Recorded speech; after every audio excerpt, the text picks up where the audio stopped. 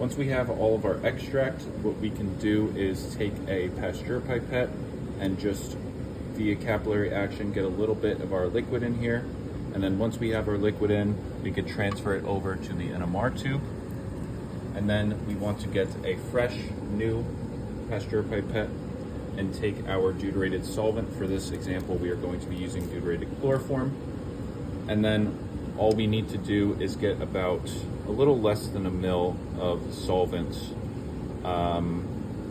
to dissolve our extract. So I'm going to put the top of the deuterated chloroform Pasteur pipette inside of the pipette that's holding our sample, and then slowly add our chloroform until it reaches this line down here, which should indicate the proper amounts of solvent needed for the chloroform sample.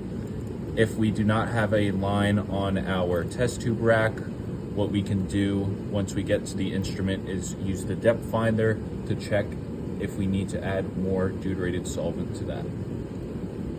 Okay, so I'm at a line here with the extra solvent. Since the deuterated solvents are expensive, we can dispose this as long as we didn't touch our sample with it. So this can just go back into the bottle. We are done with our deuterated solvent. We are done with our 2 Pasteur pipettes. To end things off, all we need to do is put our cap on top of the NMR tube. And then we are ready to go with our NMR sample. All right, so once we make our way over to the instrument, the first thing we're going to do is take out a spinner. We're going to align the NMR tube with the spinner and slowly just sort of twist and push gently down into the spinner. Then you're going to take this to the depth finder. You place the spinner in the top and you adjust the height of the test tube accordingly so that it just touches the bottom. The liquid should be above the middle line here. That's how you can tell you have enough deuterated solvent. Then you remove both pieces from the depth finder and wipe it down with a Kim wipe. And now you're ready to go to the machine.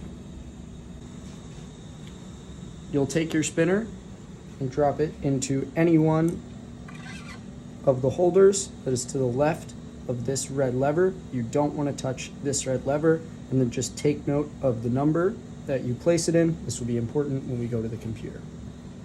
Once we have our sample inside the auto sampler, what we're going to do is go over to the NMR terminal and then look for your name if you have a profile set up. If not, we will just go through the lab. Since I have a profile set up, I will sign into my profile and then scroll down to the number that our sample is in. For this example, it's going to be in slot 18, and then double click that to bring up the menu here. For naming the sample, we can see the name here in the first column. So I'm just going to use my initials as well as the experiment that we're on. So this is our first experiment. For the number, this auto-fills, so you do not need to change this number at all. For our solvent here, for this experiment, we're using deuterated chloroform. So we can scroll down the list and find chloroform D, select that. And then our experiment here, what we're going to try to look at is a proton experiment, and that is first on the list here. We select that. Once all of these parameters are set, we can go down here to where it says submit.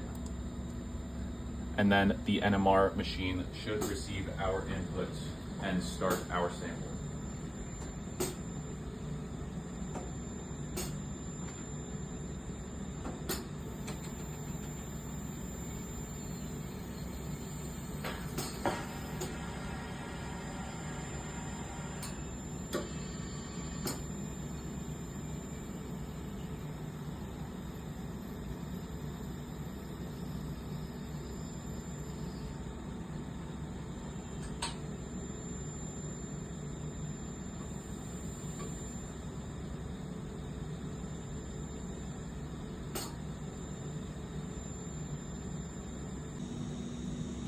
All right, so now that your sample is done running, you are going to press this blue button all the way on the left to move your sample out. I normally go 2 just to be safe. And then you can pick spinner and your sample up. Walk back over here. You're going to remove, once again, slowly and carefully, twisting a little, your NMR tube from the spinner. Spinner goes back, close this, and your sample is good to return. Once you have disposed most of your liquid sample inside the proper waste container, what you can do is come over to something that looks similar to this, turn on the vacuum on the hood, and then slowly put our NMR tube inside of the straw here. Since our tube is a little bit longer or shorter than the NMR tube, we do have to pull out just a little bit so we can get all the way to the edge of our tube. Since we are here now, what we can do is grab our acetone squirt bottle and squirt the inside of the rubber septum. What will happen is via suction, the acetone will be sucked up through the straw and get collected and clean out our NMR tube.